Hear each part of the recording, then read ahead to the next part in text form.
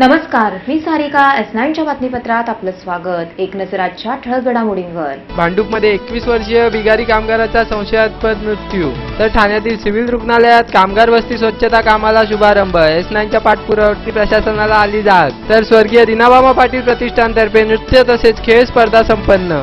मुंबईसह ठाण्यात आज सर्वत्र बरसल्या पावसाच्या रिमझिम सरी, तर धुक्याचे सावट. गेल्या काही दिवसांपासून हवामानात बदल हे तीव्रतेने होत आहेत.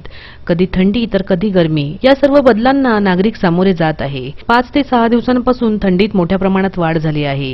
या थंडीसह काल सर्वत्र ढगाळ वातावरण असल्याने प्रसन्नता कुठेतरी हरवली होती. आज सकाळी मुंबईसह ठाण्यात काही ठिकाणी हलक्या पावसाच्या सरी कोसळल्या. सर्वत्र ओलावा निर्माण झाला. मातीचा सुगंध हा सर्वत्र दरवळत होता. तसेच हवेत गारवाही जाणवत होता. Sarika Salunke, S9 news, Thane. घरगुती सिलेंडरचे वाढते दर कमी करण्याबाबत मनसे महिला सेनेचे जिल्हाधिकारी पी. वेलारासू यांना दिले निवेदन. अन्न, वस्त्र, निवारा या मानवी जीवनातील मूलभूत गरजा असून वाढत्या महागाईने सर्वसामान्य माणसांचे कंबरडे पुरते वाकत चालले आहे.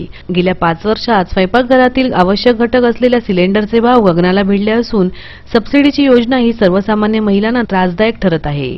12 सिलेंडरपैकी पहिल्या 9 सिलेंडरला 430, 10व्या, 11व्या, 12व्या सिलेंडरला 1275 रुपये मोजावे लागत आहेत. घरगुती सिलेंडरच्या दरवाढीमुळे ठाण्यासह संपूर्ण राज्यात आणि देशभरात संतप्त भावना गृहिणींमध्ये निर्माण झाल्या आहेत. महिलांना वारंवार सगळ्या गोष्टीला सामोरे जायला लागतं. घरातली गोष्ट बोललं की आज शिक्षण एकच जण कमवणारं असतं. आपण हाऊसवाईफ म्हणून राहणाऱ्यांना इतकी समस्या आहे की शिक्षण आहे मुलींचा आणि मग सिलेंडरचा आणि वाढ होतो. त्यामुळे काय होतं की आपल्या घराचा पुरा हे बिघडतो आणि काय की स्वस्त दर थोडा दर त्यांनी कमी करायला पाहिजे. त्यामुळे आम्ही सगळं करतो. पण आता आपल्याला रॉकेलसुद्धा मिळत नाही. रॉकेल 70 रुपये 80 रुपये लिटर मिळतं. आज जर एखादा माणूस गरीब घराण्यातला तर तो काय करेल, एकच कमावणारा असणार तर ते 70-80 रुपये लिटरनी आणि 1 लिटर मागे पूर्ण महिना जाईल का? आणि गॅसचा भाव इतका वाढल्याच्या नंतर माणूस काय करेल, जगेल की मरेल? आमच्याकडे गेल्या महिन्यात 10वं सिलेंडर घेतलं. 10व्या सिलेंडरसाठी 1270 रुपये भरा म्हणून SMS आला. 1270 रुपये भरल्यानंतर 2 महिन्यांनी आम्हाला 2 दिवसांनी 795 रुपये परत मिळाले. पण ते 1270 रुपये पण माणसाकडे वेळेवर पाहिजेत ना. तर मग वाढीव सिलेंडरचे तुम्ही जे भाव केले आधी केलेलेच आहेत जास्ती, ते कमी करायला तर पाहिजेतच. पण हे आणखी 1270 आणायचे कुठनं गरीब लोकांनी पहिल्यांदा भरायला? आधार कार्ड नंतर तुम्ही देता आणि त्याच्यासाठी आधार कार्ड वगैरे कशाला पाहिजे कंपल्सरी? मनसे महिला अध्यक्ष सेजल कदम यांनी या महिलांच्या संतप्त भावना केंद्र सरकारपर्यंत पोहोचवण्याकरिता ठाणे जिल्हाधिकारी पी. वेलारसू यांना निवेदन दिले. आज मी निवेदन याच्यासाठी देते की घरगुती सिलेंडरचं जे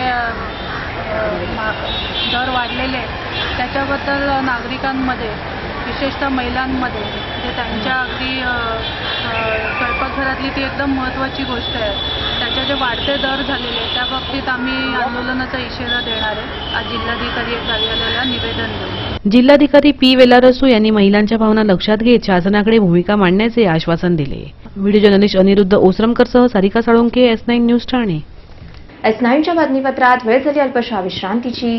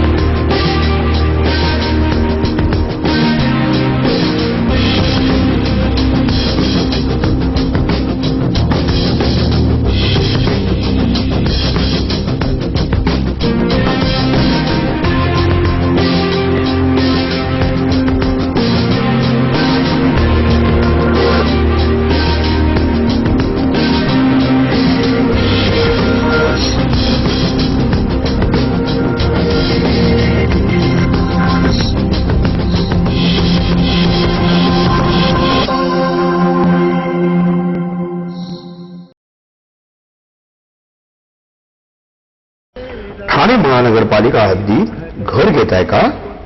मग ते अनधिकृत तर नाही ना, याची खात्र जमा करा. अनधिकृत घर घेणं हा विकणाऱ्यासोबत विकत घेणारा देखील तितकाच दोषी असतो. तेव्हा घराची डोळस खरेदी करा. आपली कुठे फसवणूक तर होत नाही ना, यासाठी ठाणे महानगरपालिका मुख्यालयातील 4थ्या मजल्यावरील बांधकाम विभागात घराचा सर्वे नंबर, टिक्का नंबर याची खातरजमा करा.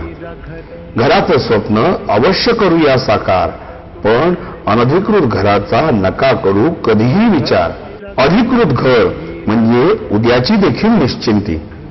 अनधिकृत घराचे दार म्हणजे डोक्यावर कधीही तोडण्याची टांगती तलवार. जगणं तुमचं होऊ दे सुरेल गाणं, स्वच्छ सुंदर आणि अधिकृत घरांचं हसरं ठाणं.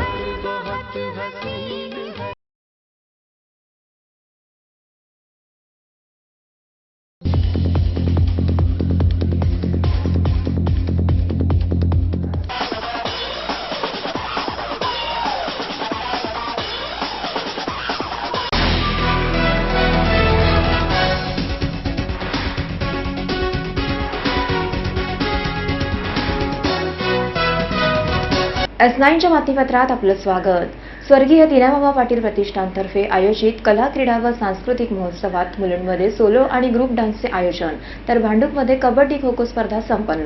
स्वर्गीय दिनाबाबा पाटील प्रतिष्ठानतर्फे आयोजित करण्यात आलेल्या कला क्रीडा आणि सांस्कृतिक महोत्सवाचा शुभारंभ शनिवारी करण्यात आला. या निमित्ताने काल मुलुंडमधील निर्मल लाईफस्टाईल येथे सोलो आणि ग्रुप डान्स स्पर्धेचे आयोजन करण्यात आले होते. मुंबईतून 30 टीम यामध्ये सहभागी झाल्या होत्या. यावेळी परीक्षक म्हणून राजय वतनदार, माधुरी चव्हाण, कल्पिता राणे उपस्थित होते. Fantastic Five.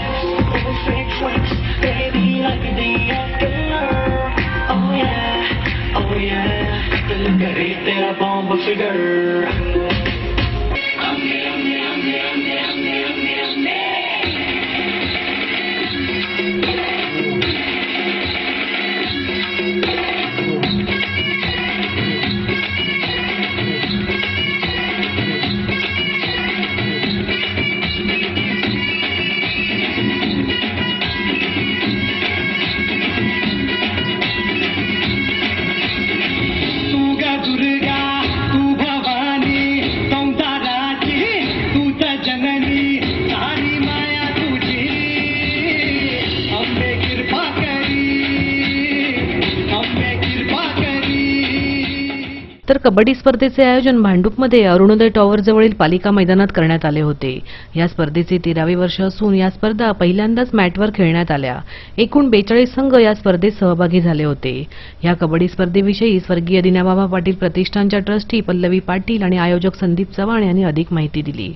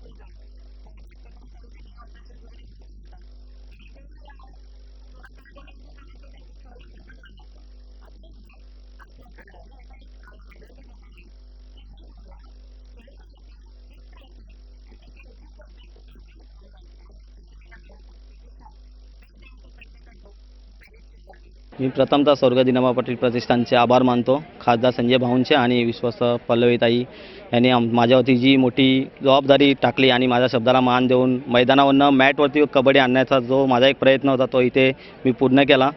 आणि ह्याच्यातून एकच होणार आहे की इथे खेळणारा प्रत्येक खेळाडू, ती मुलगी असो या मुलगा असो, आमची एकच इच्छा आहे खासदार संजय भाऊंची, पल्लवीताईंची, की इथे खेळणारा खेळाडू हा नॅशनल लेवलला आणि इंटरनॅशनल लेवलला तर पोचणारच आहे. एक खेळाडू आपली उपनगरच्या 2 गेलेले आहेत, अभिलाषा म्हात्रे, तशी इकडनं भारतीय संघामध्ये एक तरी खेळाडू जावी ही खासदार संजय भाऊंची आणि पल्लवीताईंची इच्छा होती. आणि ती इच्छा पूर्ण करण्यासाठी मी हा खेळ मैदानावरनं मॅटवरती आणला.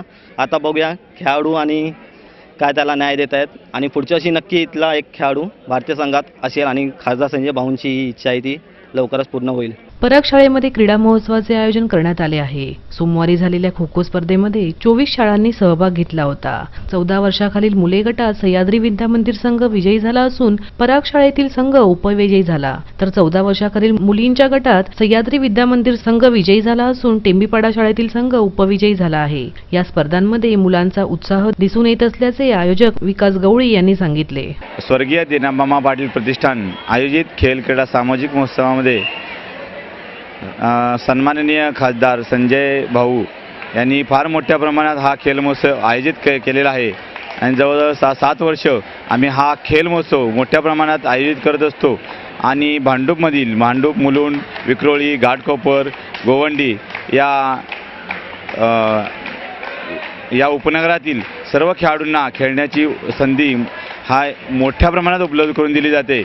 आणि यातूनच आपल्या भारतासाठी आवश्यक असणारे चांगले खेळाडू यातून निर्माण होण्याची प्रेरणा या खेळाडूंना या खेल महोत्सवामार्फत दिली जाते. त्याचबरोबर या प्रतिष्ठानच्या सर्वेसर्वा सन्माननीय पल्लवीताई पाटील यासुद्धा या खेल महोत्सवामध्ये दररोज सकाळपासून संध्याकाळपर्यंत या कार्यरत असतात आणि खेळाडूंना शुभेच्छा देत असतात, प्रोत्साहन देत असतात. त्याचबरोबर खासदारांच्या आई श्रीमती मनोरमाताई पाटील यासुद्धा प्रत्येक स्पर्धेच्या ठिकाणी जाऊन भेट देत असतात आणि खेळाडूंना प्रोत्साहन देत असतात. आणि यातूनच भांडूपमधील पराग, सह्याद्री, यशवंतजांजी या प्रमुख शाळा आहेत, त्यातून मोठ्या प्रमाणात खेळासाठी प्रोत्साहन दिलं जातं. व्हिडिओ जर्नलिस्ट योगेश मुळावडेसह मयूर घाग, S9 न्यूज, मुंबई. समर्थ भारत व्यासपीठ निर्धार परिषदेअंतर्गत खासदार डॉक्टर संजीव नाईक यांच्या हस्ते सामाजिक संस्थांना निधी वाटप. समर्थ भारत व्यासपीठ ही सामाजिक संस्था इतर संस्थांशी समन्वय साधत विविध समाजोपयोगी उपक्रम राबवित असते. ठाणे निर्धार परिषद 2013-14 अंतर्गत विविध स्तरांवर कार्य करणाऱ्या ठाण्यातील संस्थांना एकत्र आणण्यात आले होते. या परिषदेमध्ये खासदार डॉक्टर संजीव नाईक यांच्या वतीने सामाजिक संस्थांना निधी जाहीर करण्यात आला होता. आज नामदेववाडी सभागृहात सामाजिक संस्थेतील विशेष मुलांचे सांस्कृतिक कार्यक्रम सादर केले गेले. यावेळी मंचावर कार्याध्यक्ष मंगेश वाळुंजू, उपाध्यक्ष कारले, दाऊद दळवी इत्यादी मान्यवर उपस्थित होते.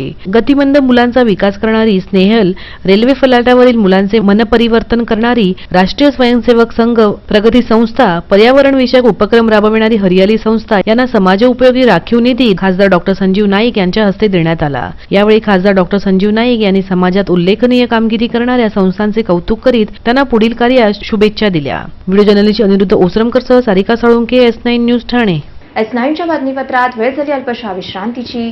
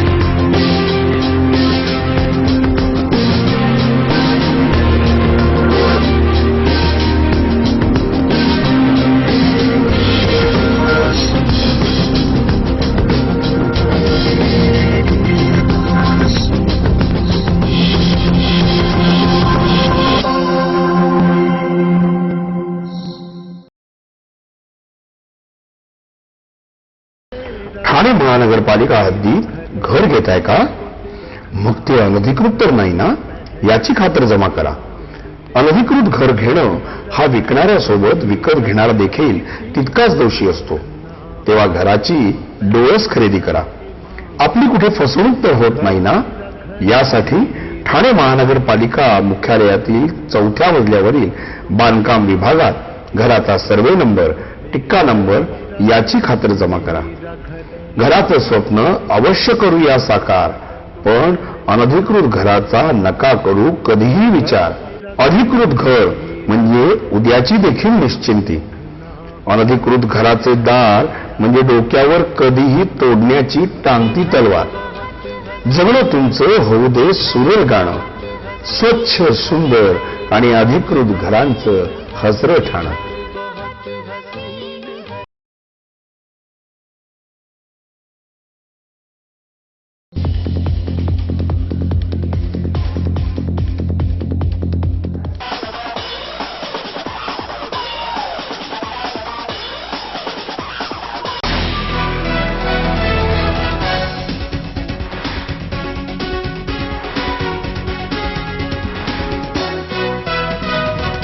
S9च्या बातमीपत्रात आपलं स्वागत.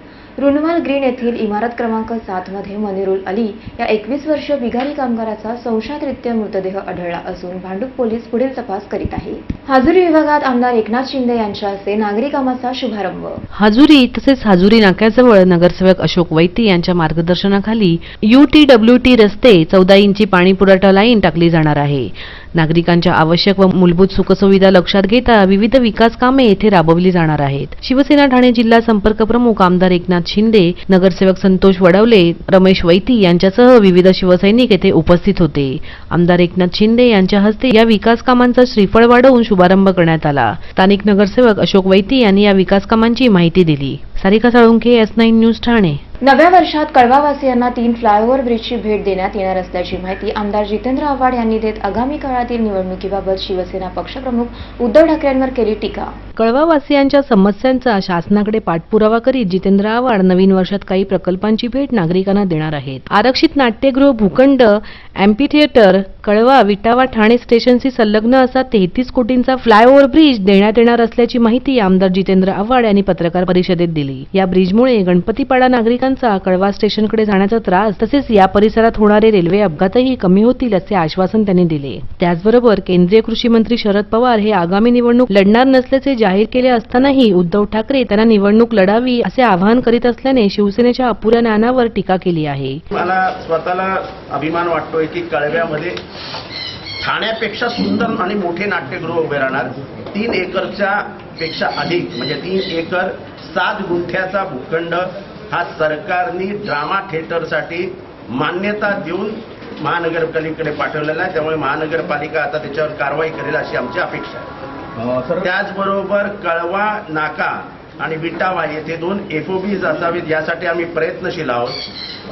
आणि दुसरा विटावा ते ठाणा स्टेशन असा एक FOB आम्ही मागणी केलेली आहे. या तिन्हींना खर्च जवळजवळ 33 कोटी येईल. MMRDAच्या माध्यमातून हे बांधण्यासाठी आम्ही मुख्यमंत्र्यांना सांगितलं आहे. सदरचा प्रस्ताव अंतिम टप्प्यात आहे. मुख्यमंत्र्यांनी त्याला लवकर मान्यता द्यावी यासाठी आम्ही प्रयत्न करतो. उद्धव ठाकरे एकतर पेपर वाचत नसावेत किंवा त्यांचे जे सल्लागार आहेत ते त्यांना व्यवस्थित माहिती देत नसावे. पवार साहेब निवडणूक लढवणार नाहीत हे आता पहिलीतल्या मुलालाही माहिती झालंय. दुर्दैवाने ते उद्धव ठाकरेंना माहीत नसावं ते हास्यास्पद आहे. त्या निवडणूक लढवणार नाहीत म्हटल्यावरती आता या ना कुस्ती खेळायला, आता या ना कुस्ती खेळायला. अहो, तो कुस्ती ते लढणार नाही त्याच्यापुढे. तेव्हा आपलं बौद्धिक दाखवून आपला महाराष्ट्राच्या राजकीय अज्ञानाचं प्रदर्शन उद्धव ठाकरेंनी घडवलंय. ते तर एक गोष्ट झालीच, पण त्यांचे चिरंजीव शिवसेना नावाच्या संस्थानाचे वारसदार यांनी आपले वडील मुख्यमंत्रीपदी असावेत असं एक विचार व्यक्त केलेला आहे. आमची उद्धव ठाकरेंना आमचंच आव्हान आहे की पवार साहेबांना आव्हान देण्यापेक्षा 50 वर्षात 22 निवडणुका जिंकलेल्या पवार साहेब आणि कुठेही निवडणुकीच्या राजकारणात न आलेलं ठाकरे कुटुंबीय यांची कधीही लोकशाहीत तुलना होऊ शकत नाही. तुमचा सरंजामशाहीवर विश्वास आहे. तुमच्या इथल्या ऑटोक्रॅटिक साम्राज्यावर विश्वास आहे आणि पवार साहेबांचा लोकशाहीवर विश्वास आहे. तेव्हा जर तुमचा लोकशाहीवर विश्वास असेल तर याच्या पुढे एखादी निवडणूक लढवा आणि हिंमत असेल तर ती माझ्या विरुद्ध लढवा. ज्या पद्धतीने हे सगळं चालू आहे हे सगळं दुर्दैवी आहे की प्रतिनिधित्व करणाऱ्या शुभा राऊळ सारख्या किंवा शीतल म्हात्रेसारख्या नगरसेवकांच्या डोळ्यात अश्रू येतात की आमच्या संघटनेचे नेते आमच्याशी कसे वागतात हे आम्ही सांगूही शकत नाही. त्याच्यापेक्षा मोठं दुर्दैव ते काय असावं. शिवाजीराजेंचं नाव घेणारा पक्ष कल्याणच्या सुभेदारांच्या सुनेला शाळेत चोळीत येऊन परत पाठवणारे शिवाजीराजे कुठे, आपल्याच बहिणीसारख्या असलेल्या नगरसेविकांना बदनाम करून त्यांची फार मानसिक स्वास्थ्य शारीरिक स्वास्थ्य बिघडवणारे त्यांचे नेते कुठे. त्याच्याबद्दल न बोललेलं बरं आहे. जनता समजते ते काय चालू. नगरसेविका शीतल म्हात्रे यांच्या आरोपावरून पक्षांतर्गत स्त्रियांना कशी वागणूक दिली जाते याबाबतही त्यांनी आपले मत स्पष्ट करीत सेनेवर ताशेरे ओढले आहेत. ज्या पद्धतीने हे सगळं चालू आहे हे सगळं दुर्दैवी आहे की प्रतिनिधित्व करणाऱ्या शुभा राऊळ सारख्या किंवा शीतल म्हात्रेसारख्या नगरसेवकांच्या डोळ्यात अश्रू येतात की आमच्या संघटनेचे नेते आमच्याशी कसे वागतात हे आम्ही सांगूही शकत नाही. त्याच्यापेक्षा मोठं दुर्दैव ते काय असावं. शिवाजीराजेंचं नाव घेणारा पक्ष कल्याणच्या सुभेदारांच्या सुनेला शाळेत चोळीत येऊन परत पाठवणारे शिवाजीराजे कुठे, आपल्याच बहिणीसारख्या असलेल्या नगरसेविकांना बदनाम करून त्यांची फार मानसिक स्वास्थ्य शारीरिक स्वास्थ्य बिघडवणारे त्यांचे नेते कुठे. त्याच्याबद्दल न बोललेलं बरं आहे. जनता समजते ते काय चालू. Sarika Salunke, S9 news Thane. ठाण्यातील सिव्हिल रुग्णालय कामगार वस्तीतील अस्वच्छतेबाबत S9 वृत्तवाहिनीच्या पाठपुराव्याने प्रशासनाला आली जाग. सिव्हिल रुग्णालयात गरीब व गरजू नागरिकांना आरोग्यदायी सुविधा व योजनांचा लाभ तसेच उपचार पद्धतीही केली जाते. याच परिसरात येथील कामगारांची वस्ती तसेच ICU आहे. स्वयंपाकगृहाच्या मागील बाजूस सांडपाणी साठल्याने ते रुग्ण व कामगारांच्या आरोग्यास घातक ठरत आहे. सदर समस्येबाबत S9 वृत्तवाहिनीने येथील समस्यांची पाहणी करून नागरिकांच्या व्यथा जाणून घेतल्या. येथे साठलेले सांडपाणी, त्यावर होणारी मच्छरांची पैदास, स्वयंपाकगृहाच्या मागील बाजूस असणारी दुर्गंधी या सर्व समस्येने त्रस्त असलेल्या नागरिकांना आरोग्यांच्या समस्यांनी ग्रासले आहे. सदर अस्वच्छतेबाबत प्रशासनाला आता जाग आली असून त्यांनी या घाणीबाबत उपाययोजनेस सुरुवात केली आहे. रुग्णालयाच्या स्वयंपाकगृहाच्या मागील बाजूस असलेल्या सांडपाणी नलिकेच्या दुरुस्तीचे काम हाती घेण्यात आले आहे. सदर स्थानिकांनी समस्यांचे निवारण झाल्याने S9 वृत्तवाहिनीचे आभार मानले आहेत. उसका काम चालू हो गया, आप लोगों ने करे तो वो तकरार दिए हमने तो तुमने काम चालू करे, अच्छा करे. बहुत मेहरबानी हुई तुम्हारे लोगों की. जो हमारे बाल बच्चे बीमार थे, कोई डेंगू का बुखार है, कोई तो काय का बुखार आ रहा था, अभी अच्छे.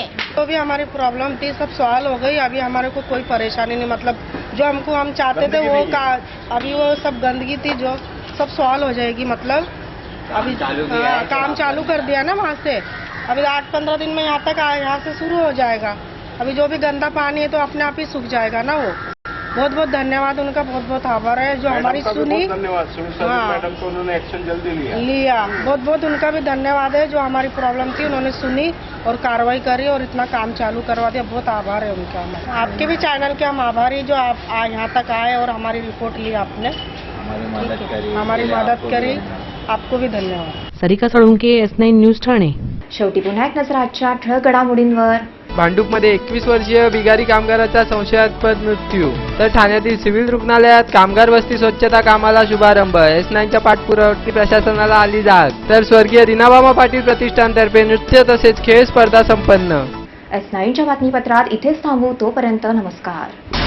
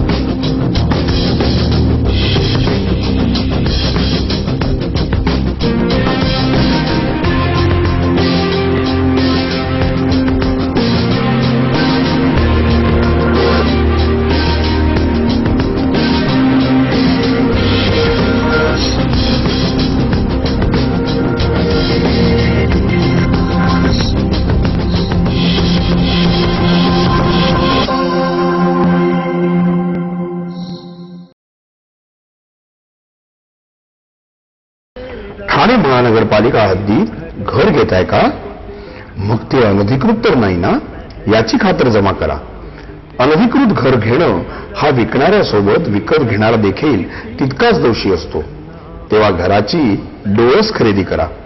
आपली कुठे फसवणूक तर होत नाही ना, यासाठी ठाणे महानगरपालिका मुख्यालयातील 4थ्या मजल्यावरील बांधकाम विभागात घराचा सर्वे नंबर, टिक्का नंबर याची खातर जमा करा.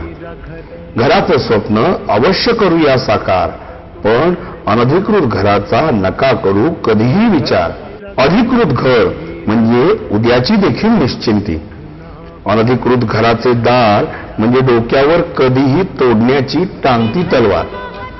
जगणं तुमचं होऊ दे सुरेल गाणं, स्वच्छ सुंदर आणि अधिकृत घरांचं हसरं ठाणं.